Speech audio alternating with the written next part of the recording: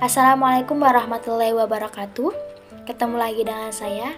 Di sini saya akan mempresentasikan tugas saya yang berjudul Hadis pada Masa Sahabat.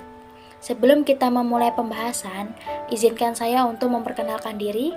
Nama saya Wahida Aifi Zulfa Kamalia, NIM 060407231117. Oke, untuk selanjutnya kita mulai pembahasan. Bagaimana sih seseorang bisa disebut dengan sahabat? Antara lain ada 3. Yang pertama, orang yang pernah berjumpa dengan Nabi dengan beriman kepadanya dan mati sebagai orang Islam. Yang kedua, orang yang lama menemani Nabi Shallallahu Alaihi Wasallam dan berulang kali mengadakan perjumpaan dengannya dalam peringatan, mengikuti dan mengambil pelajaran darinya.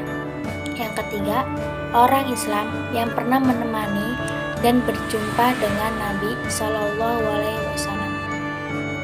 Periode kedua, sejarah perkembangan hadis adalah masa sahabat, khususnya Khulafaur Rasyidin, dan ini berlangsung sekitar 11 Hijriah sampai 40 Hijriah. Masa ini disebut dengan masa sahabat besar. Perhatian para sahabat masih fokus pada pemeliharaan dan penyebaran Al-Quran, maka periwayatan hadis masih belum berkembang dan kelihatan masih dibatasi. Oleh karena itu, para ulama menganggap masa ini masa yang menunjukkan adanya pembatasan periwayatan hadis. Sebelumnya saya menyebutkan tentang Khulafaur Rasyidin. Siapa sih Khulafaur Rasyidin itu? Khulafaur Rasyidin itu ada 4. Yang pertama, Khalifah Abu Bakar As-Siddiq. Yang kedua, Khalifah Umar bin Khattab. Yang ketiga, Khalifah Utsman bin Affan, dan yang terakhir adalah Khalifah Ali bin Abi Thalib. Oke, untuk selanjutnya adalah pedoman periwayatan hadis yang terpenting pada masa sahabat, yaitu ada 5. Yang pertama, menjaga pesan Rasulullah Shallallahu Alaihi Wasallam. Yang kedua, berhati-hati dalam periwayatan dan menerima hadis. Yang ketiga, periwayatan hadis dengan lafaz dan makna. Yang keempat, hadis pada masa tabi'in. Yang kelima, pusat-pusat pembinaan hadis. Untuk penjelasan yang pertama, yaitu menjaga pesan Rasulullah.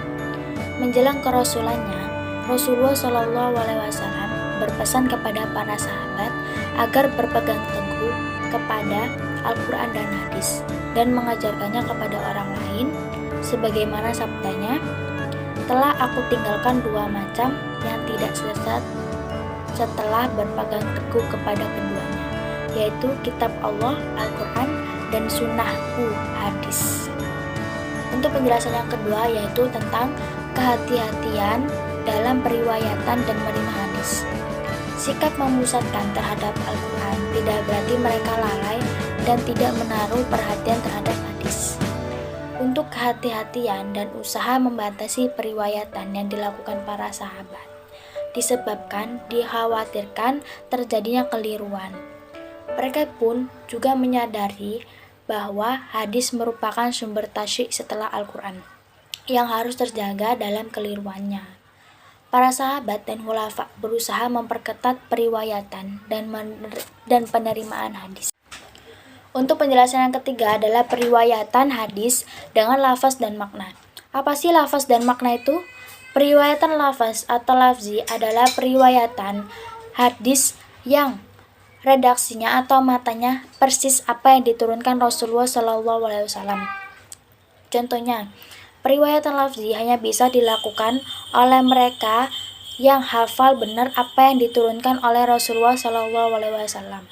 Untuk periwayatan maknawi adalah periwayatan hadis yang redaksinya atau matanya tidak persis apa yang dimaksud oleh Rasulullah Shallallahu Alaihi Wasallam tanpa merubah apapun. Contohnya, periwayatan maknawi digunakan dalam keadaan darurat. Karena tidak hafal persis apa yang seperti Rasulullah SAW sabdakan, boleh meriwayatkan hadis secara maknawi. Untuk penjelasan yang keempat, yaitu tentang hadis pada masa tabi'in. Pada dasarnya, periwayatan yang dilakukan oleh kalangan tabi'in tidak berbeda dengan para sahabat. Mereka mengikuti jejak-jejak para sahabat sebagai guru-guru mereka. Hanya saja persoalan yang dihadapi mereka agak berbeda dengan persoalan yang dihadapi oleh para sahabat. Pada masa kekhalifahan Utsman bin Affan, para sahabat ahli hadis menyebar ke beberapa wilayah kekuasaan Islam. Kepada mereka lah para tabi'in mempelajari hadis. Sejalan dengan pesatnya perluasan Islam, penyebaran para sahabat ke daerah-daerah terus meningkat, sehingga masa ini dikenal dengan masa penyebaran periwayatan hadis. Untuk penjelasan yang terakhir adalah pusat-pusat pembinaan hadis. Pusat pembinaan periwayatan hadis sebagai tempat tujuan para tabi'in untuk mencari hadis yaitu di 10 kota.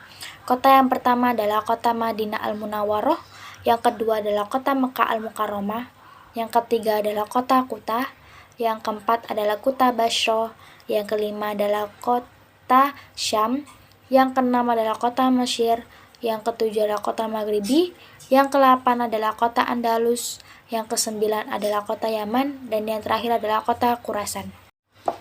Sekian dalam pembahasan saya tentang hadis pada masa sahabat. Terima kasih atas perhatiannya.